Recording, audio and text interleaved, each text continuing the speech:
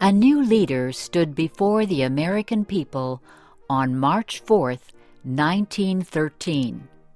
He was Woodrow Wilson, the 28th President of the United States. Wilson belonged to the Democratic Party. He was progressive in his belief that government should take an active part in efforts for social reforms. This week in our series, Kay Gallant and Harry Monroe begin the story of Wilson's presidency.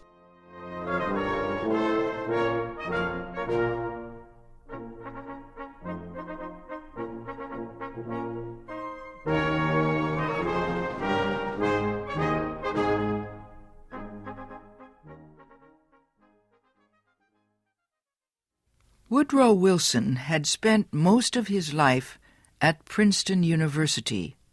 First, he was a professor. Then he was university president. Next, Wilson was elected governor of the state of New Jersey. His early success as governor made him a leading candidate for the Democratic presidential nomination in 1912. Wilson traveled widely around the country during the campaign. He made speeches to many groups. He tried to make himself and his ideas known to as many Americans as possible. Wilson called his program The New Freedom. One of his campaign promises was to fight for better conditions for America's small business owners. Such proposals helped him win the Democratic nomination for president. Then he defeated President William Howard Taft and former President Theodore Roosevelt in the election. Woodrow Wilson, the former president of a university, had become the president of a nation. The largest crowd in Washington, D.C.'s history welcomed Wilson outside the Capitol building on the day of his inauguration. He called on the American people to join him in making the country a better place. "Our duty," Wilson said, "is to correct the evil without hurting the good. I call all honest men, all patriotic, all forward-looking men to my side." Wilson wasted no time.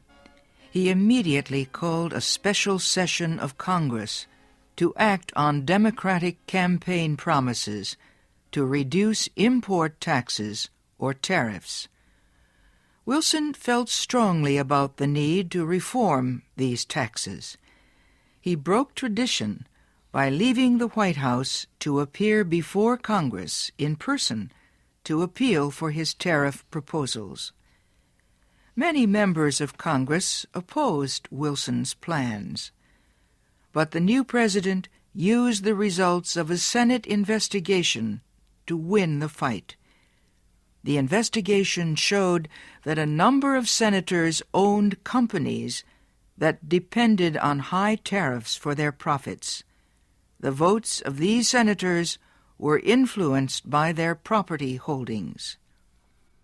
Public knowledge of the situation forced many of them to give up their holdings and stop resisting tariff reform. Congress finally approved Wilson's proposals. Lower tariffs reduced the amount of money taken in by the federal government. So the Senate also approved a tax on income or earnings. A constitutional amendment had been passed earlier to permit such a tax. President Wilson and the Democratic Party were pleased with the new tariff and income tax bills, but they were far from finished. Next, they turned their efforts to reform of the banking industry. For several years, many people had recognized the need for changes in the banking system. The old system of uncontrolled private banks had developed years earlier, before the United States became a major industrial nation. Many people agreed that a more modern system was needed, but they could not agree on details. President Wilson said control of the nation's wealth was held by too few men. He noted a report that said just 2 men controlled 10% of the total wealth of the United States. Wilson said the nation needed a money supply that could be increased or reduced when necessary to correct economic conditions. He said a method was needed to let banks help each other during economic emergencies. And, he said, laws were needed to prevent a few wealthy men from using the economic resources of the country for their own purposes. Finally, Wilson said the control of this system of banking must be public, not private. It must belong to the government itself.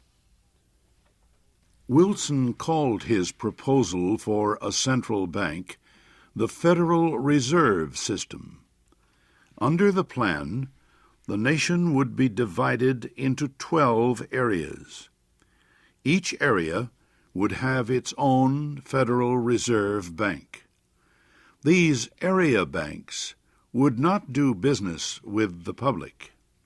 They would serve only as bankers' banks, and they would issue a new form of money supported by the federal government.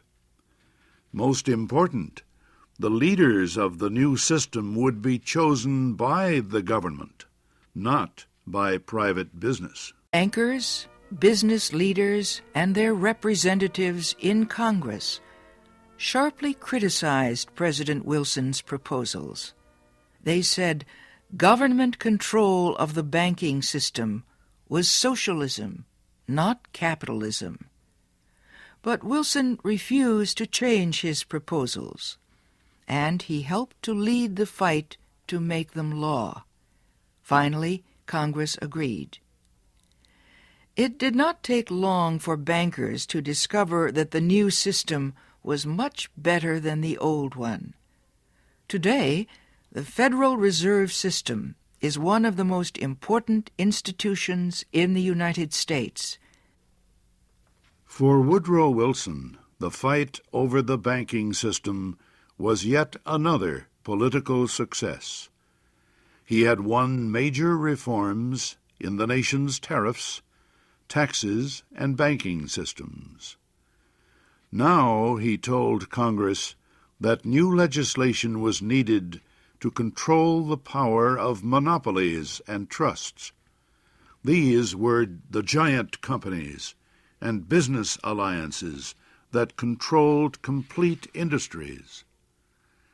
Wilson proposed a new antitrust law to control the actions of large companies. His supporters in Congress wrote a bill that listed a number of business activities that no longer would be permitted. For example, no longer could a company set prices that would reduce competition or create a monopoly. No longer could corporations buy stocks of competing companies. No longer could they demand that a store refuse to sell competing products. The new bill also protected labor unions from being charged with antitrust violations. It gave unions more power to organize and protect workers.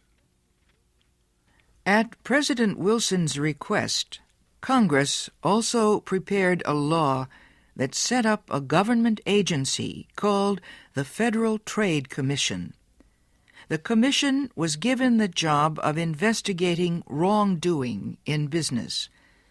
It had the power to force companies to obey the new antitrust laws and other rules. Both the antitrust law and the Federal Trade Commission helped protect small business owners from the power of business giants. Once again, the proposals caused fierce debate, but once again, Congress finally voted to give Wilson most of what he wanted. The early months of Wilson's term were one of the most successful times in the history of any president.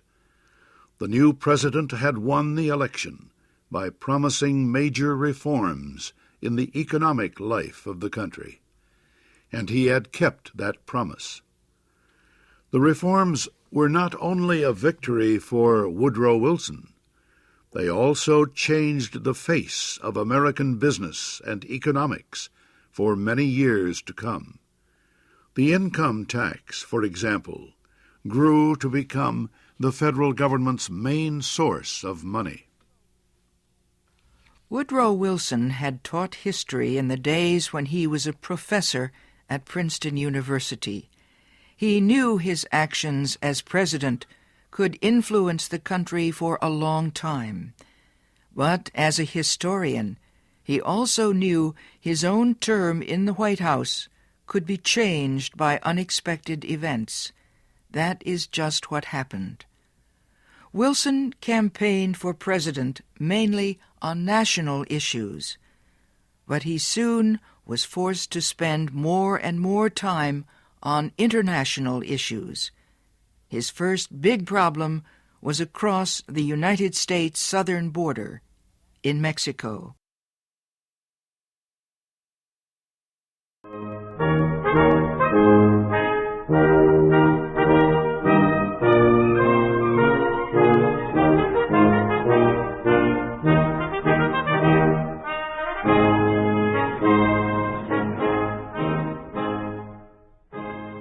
Thank you for watching. Can you do me a favor? Please leave a comment in the comment section below. That would really help. Thank you, and see you again soon.